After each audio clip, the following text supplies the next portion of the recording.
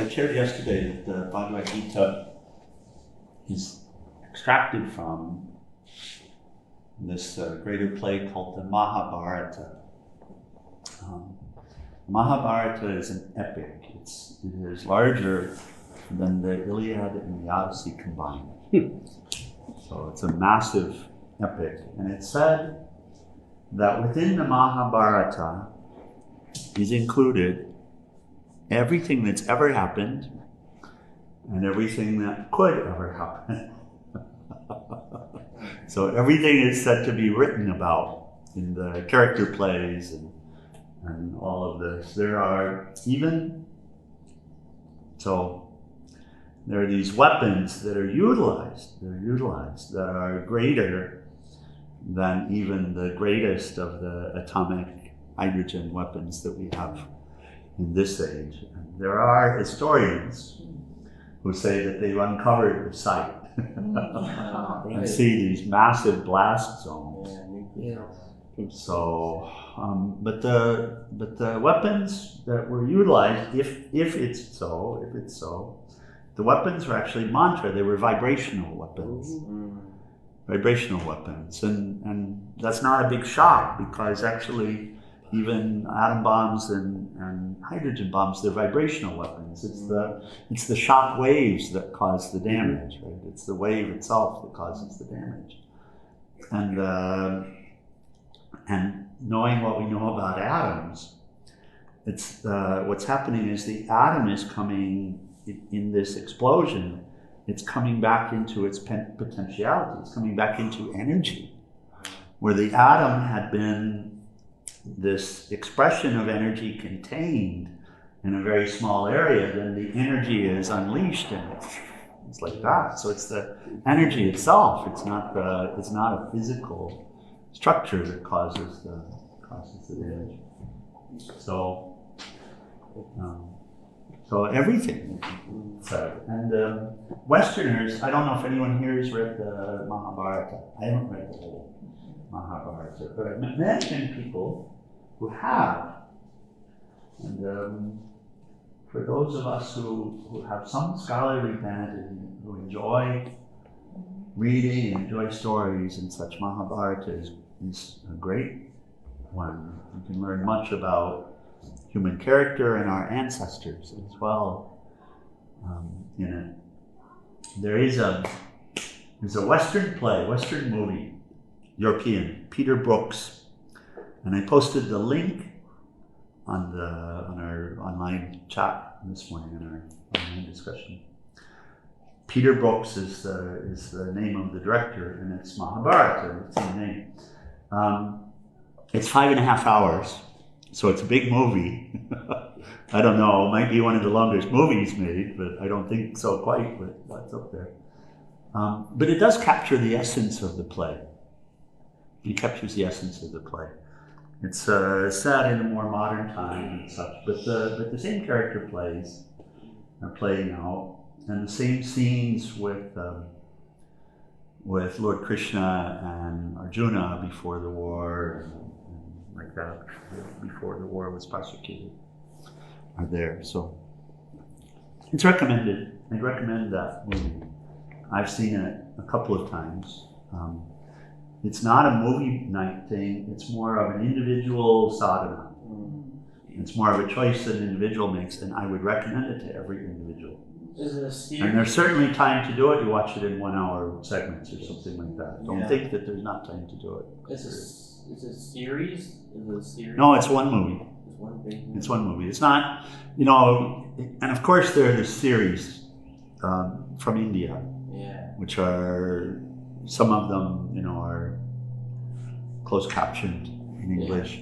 We're watching, every Saturday we watch an hour or 2 episodes of Ramayana, which is another one of the great epics, which also has these great character lessons.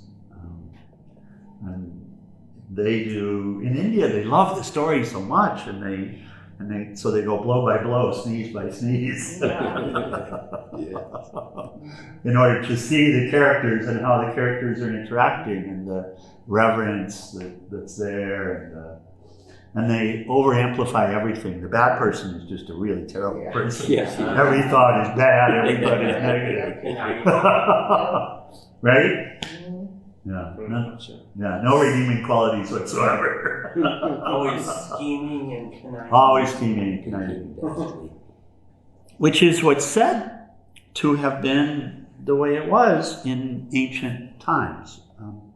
So, a little bit of background, and in this, we don't have that 5.5 hour Peter Brooks segment this morning, but we have a lovely introduction written by Swami Satchidananda, and we will take that because it's helpful to have a little bit, at least a little bit of the context from which the teaching of Bhagavad Gita arises, from which it comes.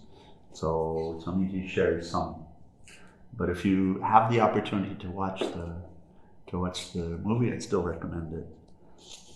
And he starts with an introduction, and so we're going to start with darn it, I'm so sorry. Now I really have to do it. I promised to make copies of this Gita Dhyanam, and I didn't do it so that we could all have and chant along in English, so I will do it immediately after satsang this morning. Here's the Gita Dhyanam. So we can just bring our awareness to it and listen carefully to it. Om. O Bhagavad Gita, by which Arjuna was illumined by Lord Krishna himself, and which was composed of 18 chapters within the Mahabharata by the ancient sage Vyasa. O Divine Mother, destroyer of rebirth, who showers the nectar of oneness on us, O Bhagavad Gita, my affectionate mother, on thee I meditate. All the Upanishads are the cows, the milker is the cowherd boy Krishna, Arjuna is the calf, people of purified intellect are the drinkers, and the milk is the supreme nectar of the Gita. My salutations to the Lord, who is the source of supreme bliss, whose grace makes the mute eloquent, and the crippled cross mountains. In the upcoming days, we'll take a little bit of time with that. But there's an introduction and then a background of the story, and we'll cover both of those this morning. The introduction, he places the teaching called the Vedas in context. He says, the ancient Indian scriptures are known collectively as the Vedas. India is rich with scriptures. They have, I don't know, hundreds, thousands more. Because really, in India, whatever exists as a body of teaching that has been demonstrated to lead one to enlightenment would be called Shastra, or scripture, or truth teaching. So, and considering that there are many paths, but also there are the generally accepted very high scriptures, such as Bhagavad Gita, such as Brahma Sutras, such as the Upanishads, etc. There's still many. He says the ancient Indian scriptures are known collectively as the Vedas. The Bhagavad Gita comes from the Vedas, but what are the Vedas? The root vid means knowledge. According to the Hindus, the Vedas are holy scriptures. Any scripture that talks about truth is a Veda. About the truth is a Veda. So that word Veda really is being applied to that which is speaking of the truth, relating to the truth. Another name for the Vedas is Shruti. And Shruti means that which is heard. We were talking a little bit about listening, Shravana, the act of listening, yesterday. And listening is divine. The ability to listen, it's underrated. I used to think that I listened, but I realized I was only hearing myself. Because whenever someone would say something, I would interpret what they were saying, and I would only listen to my interpretation of it. Right? So I'd place my judgment of that person in it. But I'd also put whatever my mental state was at that moment in it. So if I was aggravated, that aggravation would be in it. Right? So that's not really the listening that's being spoken of. The listening, so listening therefore has levels of depth. On the opposite end of the spectrum, in the Buddhist tradition, there's an Avalokiteshvara, a Buddha. The name is Avalokiteshvara.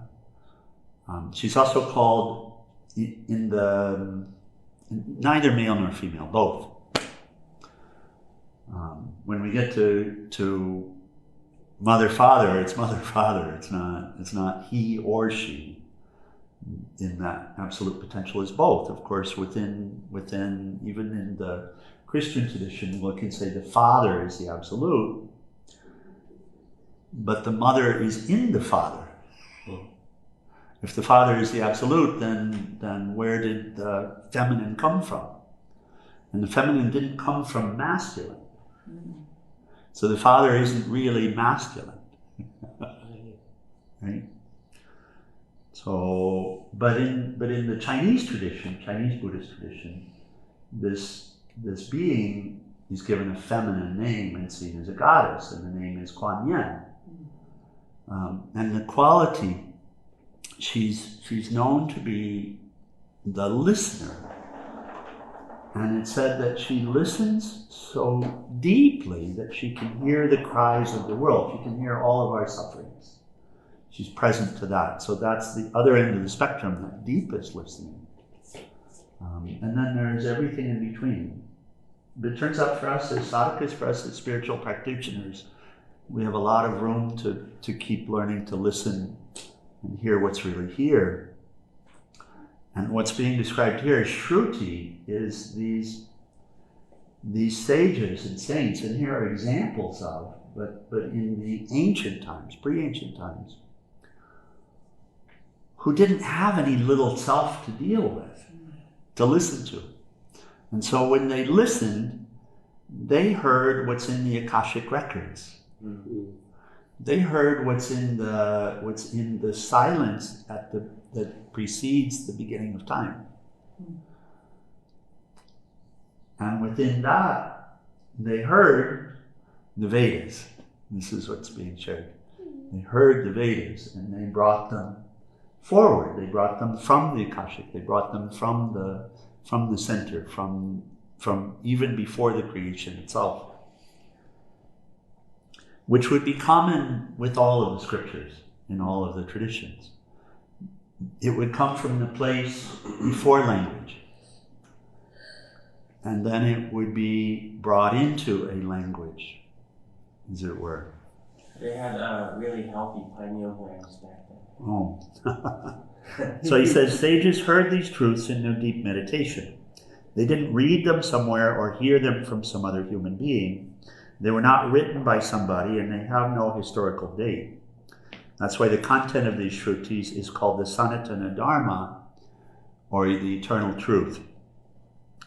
Even today in India, this philosophy is simply known as Sanatana Dharma and not as Hinduism. The word Hindu is incorrect. That label appeared only when foreigners came to India, saw a beautiful culture around the Indus Valley, and started calling the people of that area Hindu.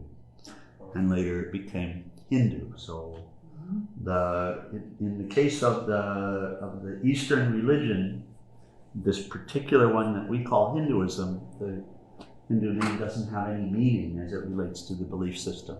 Where Christianity has meaning, Buddhism has meaning, right? The teachings of the Buddha, the teachings of Christ. Hinduism doesn't have that meaning. If you look for the meaning, you look at the word Sanatana Dharma, which means the eternal truth.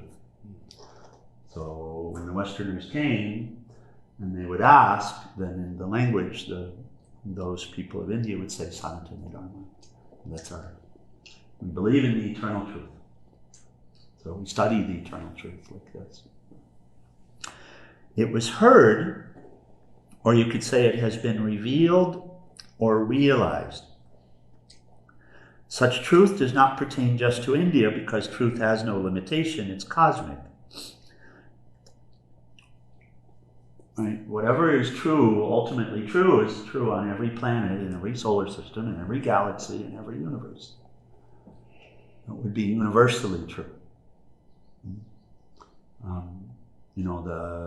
The field of physics is really engaged with the study of the ephemeral, universal ephemeral, the universal changing forms, to discover the truth, the underlying truth of them. And they look for the theory of everything. This is what it's called, the theory of everything, because they observe different behaviors. Really, what science observes, different behaviors between the small, the subatomic particles, and the large, from the atom and up. Completely different. But they know there's a central truth, and so their search is for the theory of everything, that which explains both of those behaviors. So truth is universal, it's cosmic, whatever truth is, which means it's not spoken of here so much. Right? You say my truth, but is it a cosmic underlying truth? And that's these scriptures that are coming from these deepest places. So, and then he says, all those who go into a properly receptive state get the same vision or revelation, which is why Christ said, I didn't come to bring you something new, I came to embody it. And I came to show you it, to live it, to show you this teaching, because the teaching itself is timeless.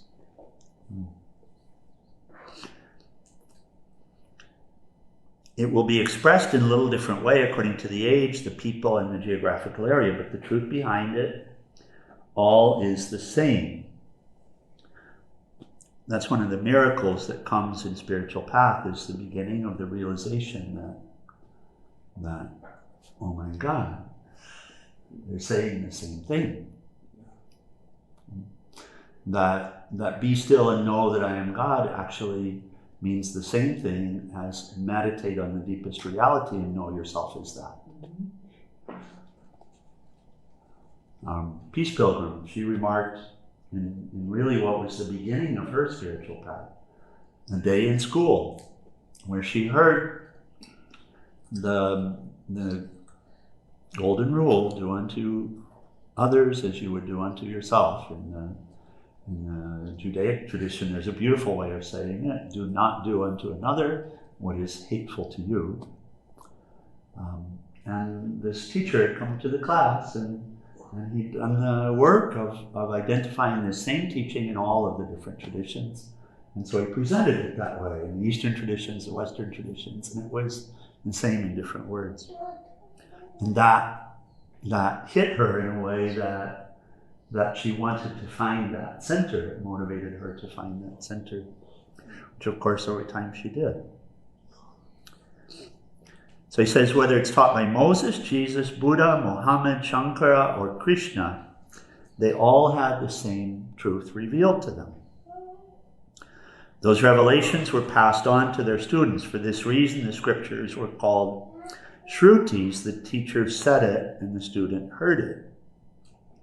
That is why the Shrutis are called Eluta Murai, unwritten scriptures in Tamil. After some time, as normally happens, the mental capabilities slowly eroded. Brain power got duller and the energy weakened. The students weren't able to retain it all by heart. They heard and could remember for some time, but slowly they began to forget. It was then that they started noting it down. So that's when they started to be written. It's an interesting concept of looking at the world. When we look deeply, we actually see there are two flows to the world. The world is made of two flows, an outer flow and an inner flow. It's like when this was coming one day, I'm realizing, the undertow. If you go out in the water and the currents are high, And you say you might get pushed out, but also be careful, don't get caught in the undertowed. I used to hear it as undertowed. And I imagine some big toad down there that was very careful. Yes. I think that was a 5-year-old revelation. They had that in the movie Garbage. But the undertow, and in the same way, there are two flows.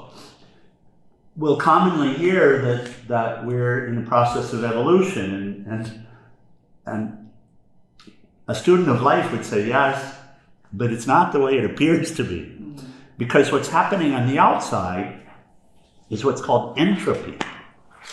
The second law of thermodynamics says that in a system, over time, there's a tendency towards entropy, which means more and more diversity, more and more discord, further and further away from the center. So what we see in the outer world is more and more distraction, right? More and more argument, more and more discord, more and more things to discuss, more and more distractions in the outer world, right? And science says yes, and over time, what will that do? It will continue that way. It'll continue towards entropy. There will be more and more entropy. There will be more and more discord. So what's the point? It's the inner flow. That discord will motivate one to be free of the discord, the dissonance, and then you'll be motivated to find that inner peace, which always exists, and which the Shrutis, the scriptures of all the traditions, are pointing to. So, interestingly, this time, Kali Yuga, is the time of great discord, great dissonance, great argument, great fights, great diseases everywhere, diseases we've never heard of are popping up every day. Right? And what is it doing? Well, maybe it was possible to be comfortable in the world 100 years ago, or 200 years ago, or 1,000 years ago. Maybe it was more possible to be comfortable then, but it's not possible to be comfortable in a worldly life now. So there's also at the same time more interest in that inward flow. Whether it's genuine or not, that will take time. But the Shrutis are those teachings which only exist in order to help us turn it around and come back in towards the harmony that's inside. And so, of course, therefore, and it's always there. You know, even the new revealed religions, for example. What's the newest religion, newest faith? And they will talk about it. Baha'i. They'll speak of, and it's pointing to the same truth. We have some Baha'i brothers and sisters that we're able to visit with sometimes when I travel. And going to Chicago, I'll be passing through Chicago, so I'll be able. There's a very large Baha'i temple there. And so I'll be able to have some outreach, and maybe, I don't know if the temple will be open yet, but visit some of our Baha'i brothers and sisters who are just so lovely and very much on the path. And they have their own scripture, but we'll compare Bhagavad Gita and what's revealed by Baha'u'llah. Ullah is God. Baha'u'llah. It's Allah, Ullah. So it's the language is Arabic. The original language of the Baha'i is Arabic as well, just as Muhammad's language. So, cool.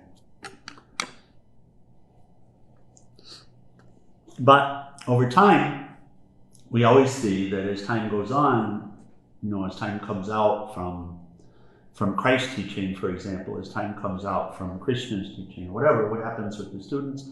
The students pass on what they heard, but is it what was said?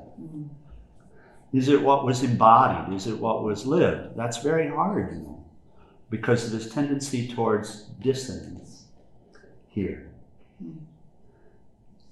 Where is that tendency toward discord, right? It's in the thoughts, the desires, and what we call the mind. And it gets very distracted, right? Because it's looking for happiness outside somewhere and not finding it. So, but it continues on the search until you finally say to it, stop. Be quiet. Like you did with the kids this morning. When you say that to your mind, now you're getting somewhere. But then you have to have the tools in order to do it. In order to actually turn your desire into reality, into actuation. And of course it's possible for everyone to discover the truth. The scriptures, the Shrutis will all point to it. And this voyage that we start here on Bhagavad Gita is like this. It will speak the truth. But then it depends on how we hear it, and then how we live it. If we live it, how we live it. Right? So,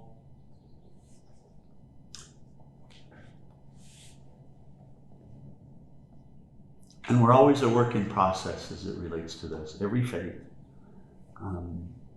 When I walked pilgrimage, it was such a joy, and it remains a joy to be able to see the peoples who are wherever they are on the path, striving for happiness and really taking genuine steps for it. And then in the different traditions, I was able to visit and worship with beautiful people at Baha'i temple and at Buddhist monasteries, meditate with the monks. And there's so many different sects, so many different traditions in Buddhism. I remember I was in Amarillo, Texas. Amarillo, right? I think so. And there are a lot of Asian communities around Amarillo. And I was walking, I kept getting to this Buddhist temple or that Buddhist temple there, the Lao temples, oh my goodness, what's the Lao temples or Korean temples and such. And Koreans also in the area will have a lot of different sects of Christian churches and such. And then, the words right there, Thai. And then there's the little Burma, which is called something different now. There were two competing Burmese temples, which kind of had a war between the two of them. Oh my God. To get support from the Burmese community. But I would visit and meditate with, and then different Christian traditions, and some monasteries, Christian monasteries, Buddhist monasteries, Sikh gurdwaras, and then of course, where else can God be found? In the forest, in the trees, and all of this. And so there was this ability to participate with people in so many different traditions, and worship offered to the truth in all of these different traditions, and have a conversation and compare some words of wisdom and like this. And so I'll second what Swami is saying here. And we can always find that point of commonality. But we have to go deep to find it, that's the point. And so too, this study is not about memorizing. You can memorize it might help. And I know people that have all 701 slokas memorized, and they chant it every day. And they'll chant one chapter every day. That's about 30 minutes to chant one chapter of the Bhagavad Gita. Some of them are much longer than others. And that's amazing. And the fact that it's now in their mind, if they really bring their awareness to it, it can be helpful. It can also be a hindrance. Because if you take the word literally to be true without knowing what the word is pointing to, then it can be a hindrance. And we'll often see that too, where people will, its mind, it always thinks it knows. But when it thinks it knows, it doesn't know. That's the thing. So proselytizing can come from it, etc. So the goal, really, Swamiji is sharing the universality. He's also sharing the fact that we tend to forget. And he says that's how the Vedas came to be written. Until then, they were simply passed by word of mouth. That's why even today, if you read the original Vedas, you'll see that they are like brief notes.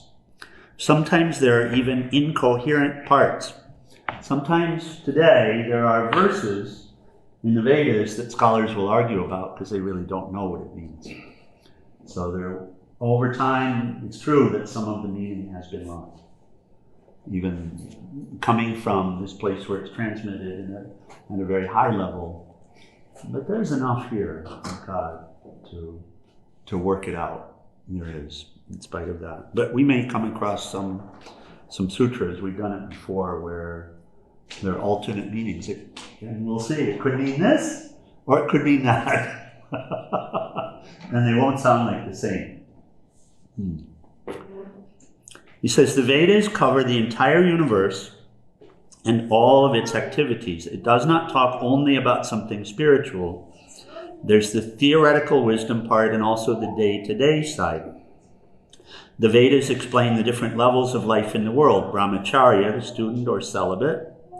Grihastha, the householder.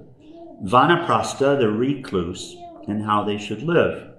They say how a marriage should be conducted, how rituals are to be performed. Everything in day-to-day life is given.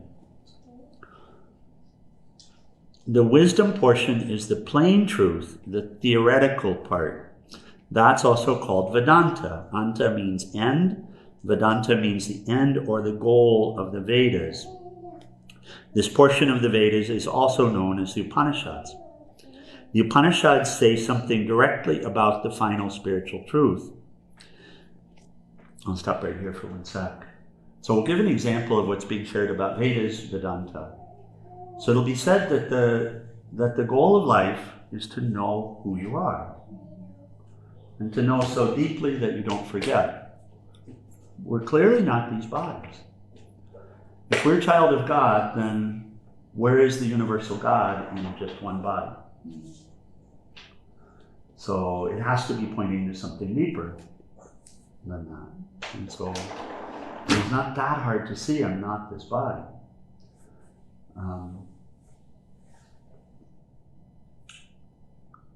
So if you're spirit, but you don't really know it, then that would be a problem. And if you don't really know what that means, that would be a problem. And most of the teachers will say that's the problem. It's the problem, that we're really in the world, not of the world. And to the extent that we can actually realize it, recognize it, then fear, anger, all this stuff, it falls away. And now it's possible to do our duty in the world, but not to get distracted, disturbed, annoyed, judgmental, afraid, all of this. So the masters will all say, and by the way, if we want to live a beneficial life, if we want to be a benefit in the world, is it really beneficial to carry your anger around and give it to everyone? Because it's contagious. Is it really beneficial to carry your fear around? Is it really beneficial to carry your stress around and all of this? So I know sometime when I was asking myself these questions, I was saying, of course not.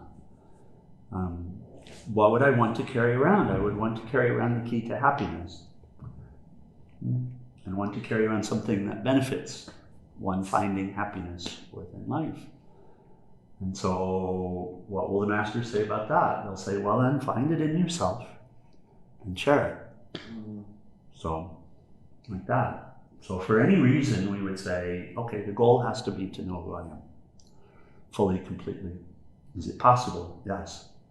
The saints are the ones who demonstrate how it's done. It's not an exclusive realm of theirs. They're showing it for our benefit. These are the teachings.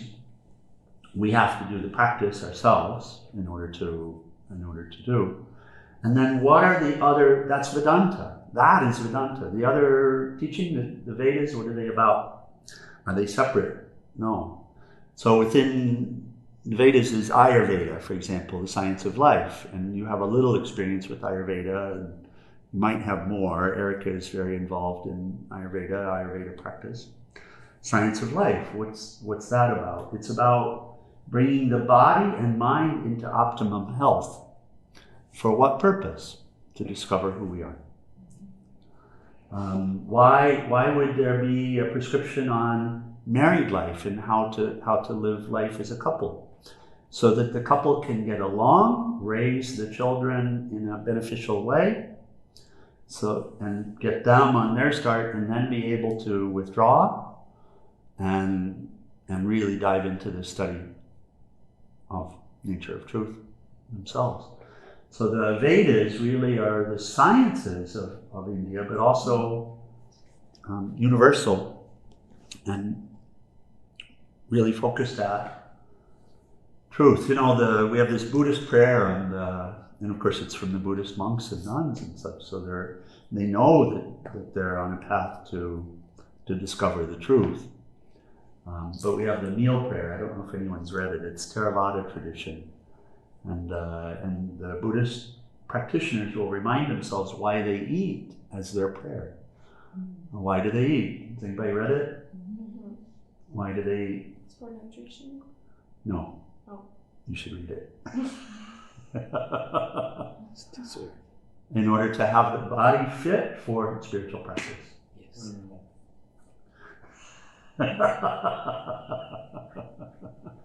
So they're also okay.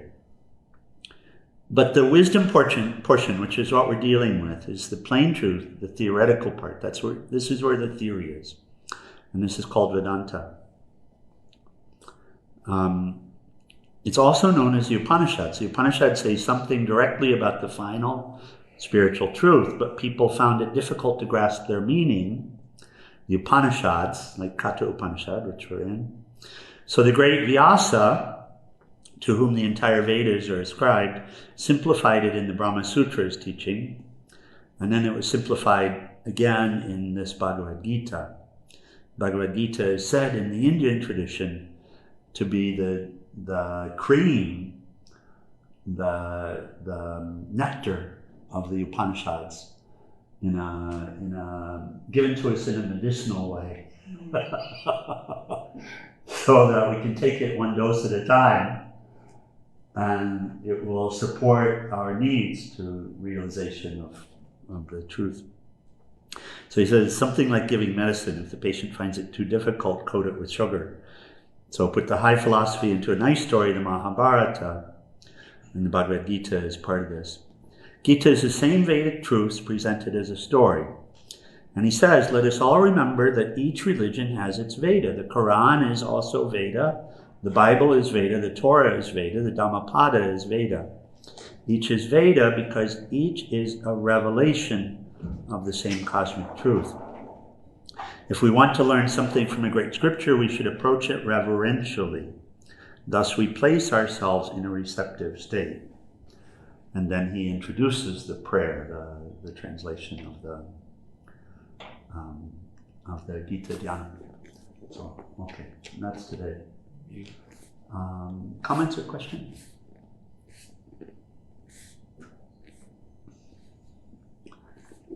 What I've heard about the Vedas is that the Vedas came first, and they came at a time where the cycle of Satyuga was going down, so it was going from Satyuga to Tetrayuga, which is like the second highest age. And then at that time, people just hearing the rishis reciting the Vedas would bring them to enlightenment. But then when it kept going further down in the decline, we needed more explanation. So we needed comments on the Vedas, we needed more to expand the teaching. So more teachings and lectures came after that. The truth itself, of course, is unchanging. But according to what we're dealing with, in order to recognize the truth, then the nature of the teaching would change, right? So yeah, we've heard this thing. But the Vedas and all of this still would have existed and does exist before time. Yeah. So one of those paradoxes. It seems like India was one countries that preserved their records or information. It seems like so many other cultures were conquered and then all their information was either destroyed or taken away. And it's like there's so much lost. Indian society is so diverse. You know, there are 100 different languages in India. There are so many different cultures and peoples, and it's far more diverse than you could imagine any country to be. And also very much everybody has access to everything. Now there of course is stratification of society, and it's called caste, but caste exists in every society. In every society, you know, in the West, my God, we have I was looking at something on the news yesterday showing the city of Philadelphia, and the wealthy people have trees, and the poor people don't have trees. You know, and in the poor areas of Philadelphia, the temperature is 10 degrees hotter than in the rich area. How can you say we don't have castes everywhere? Right? And then people are born into the wealthy family, people are born into the poor family. How is that not a caste system? Exactly. So that's an aside. But in India, the pursuit of truth is really the top pursuit, and it's ingrained in society. All of these societies. If you ask someone, generally speaking, other than in the big cities, what is their goal, they're going to say, and depending on where they are in their life, I'm going to have a family, and then I'm going to go to the forest, and I'm going to realize myself. And so, if you have in Italy, for example, is the headquarters of the Catholic Church. So all of the wisdom and the Catholic Church is completely hierarchical, right? You have to go up to the center of the Catholic Church to get to the real place of authority. Yeah. Right? The Pope holds all the strings, and everybody else reports to the Pope. But people will argue with the Pope, but generally speaking, the Pope will get his way. Nothing like that exists in India. Right. There's so many realized saints and sages in India that there's no center of power other than what's inside. So people come from the West and they look for Rome to conquer Rome. That's how they would conquer a city or something. But the teaching is so diversely distributed, and it's known by so many. And also the ones who know it, generally speaking, are the poor people. Right. Who've given up the whole rat race. And so the conquerors, they come and they look for the rich people, and they think we're gonna take over their society. So they capture the rich people and torture the rich people, but the sadhus, they never get touched. So yes, as a result, because society is so much different, how do you kill the scriptures? Because the scriptures are everywhere. Yeah. There are some that have been lost. But there's enough remaining to realize. And but even in every tradition, in every system, there are sages and saints. It just comes down to us reaching the point where we ask the question, and that question becomes more important than other questions. Who am I? You know, what is this world? Yes, please. I started reading the book. Did you? And it seems to want to stretch my abilities in so many different ways, to understand who's on what team, to understand what the lessons are, to interpret the names, to follow the stories, to pay attention. You know, I kind of question my ability to learn enough from this, or learn anything from this, because I'm just at a brief look, it's so much to take in, even with the interpretation. The interpretation will help greatly, and I'll just share this. It's not about the stories. You don't really have to grasp the stories. You don't really have to grasp the names. I had no idea of that when I first read the Gita, and the translation I read was more classical. I know you have interest. You're really just looking for the life lessons, and when you see it, great. And if you don't, you just keep going for a while, and you'll see another one. And don't try to break your head about the stuff in between. It's the best advice I can give. Don't look for meaning in every sutra. And as we do this as a group, we won't be looking for meaning in every sutra. We'll place context around some of them, many of them. I don't know that we'll read every one, to be honest. We might, but some of them we'll just read and go on. And then what you might find is after you've gone through once and you've captured a few nuggets, then you might find you pick it back up in a few months or so and more will come. These teachings are like that. So just look for what resonates and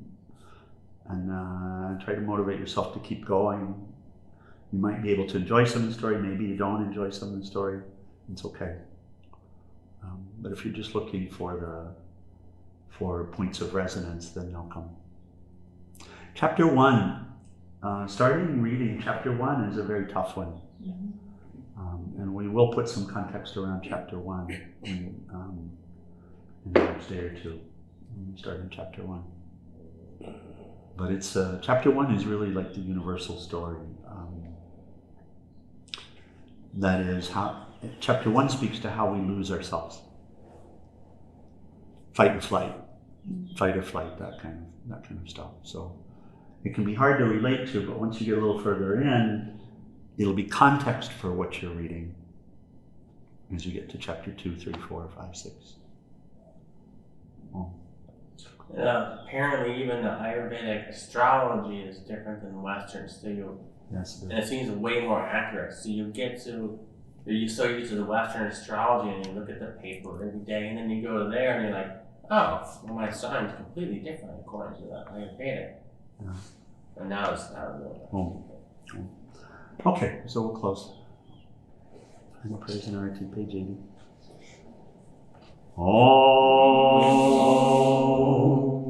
Om Trayambakam Yajamahe Sugandhim Pushtivardhanam Orvai Rukmeva Bandhanan Mrityur Mukshiyamam Mritata Om Trayambakam Yajamahe Sugandhim Pushtivardhanam Orvai Rukmeva Bandhanan Mrityur Mukshiyamam Mritata Om Trayambakam Yajamahe Sugandhim Pushtivardhanam Orvai Rukmeva Bandhanan Mrityur Mukshiyamam Mritata Om Shanti Shanti Shanti. Adorable Lord of mercy and love, let us abide in thee forever and ever. Humble Sakguru Shivananda Maharaj ki. Humble Sakguru Saraswati Mani ki. Okay, let's stand for this short.